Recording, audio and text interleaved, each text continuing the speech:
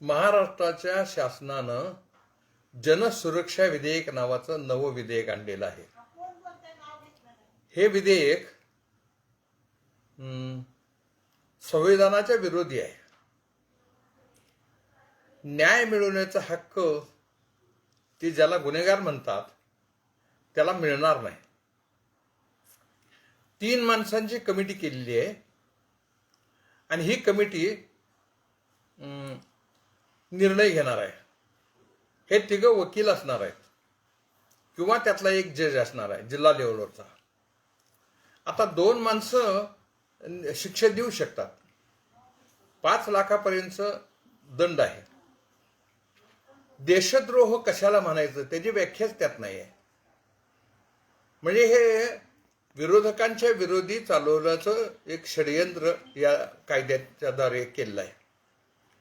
फडणवीसांनी त्या कायद्याला एक पत्र जोडलंय. त्यात त्यांनी म्हणले की अनेक स्टेटमध्ये ते आहे पण इथं नाही म्हणून आम्ही करतो आहोत.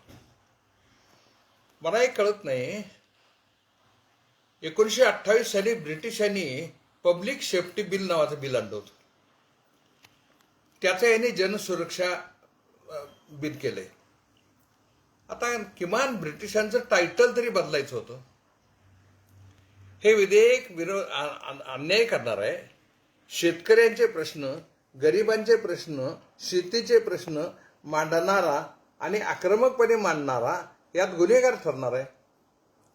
ही पद्धत बरोबर नाही. महाराष्ट्र शासनानं लोकशाहीची बूज राखावी आणि हे विधेयक ताबडतोब मागे घ्यावं किंवा चिकित्सा समितीकडे पाठवावं.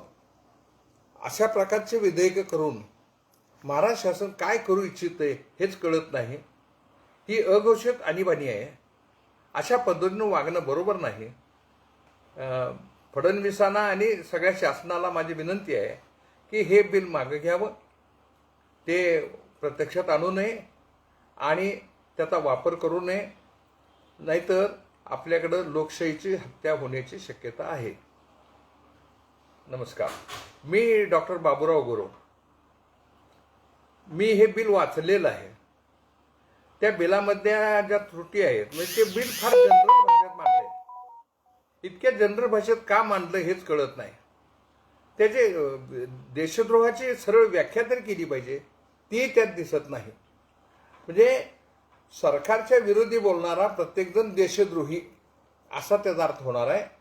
जनतेचे प्रश्न मांडणारा प्रत्येकजण देशद्रोही असा त्याचा अर्थ होणार आहे. हा कायदा, या कायद्याला विरोध करण्यासाठी भगतसिंगांनी असेंब्लीमध्ये बॉम्ब टाकला. आता नवा भगतसिंग कुठनं आणायचा? तो यावा अशी अपेक्षा आहे काय? ही पद्धत बरोबर नाही. शासनानं याच्यावर विचार करावा.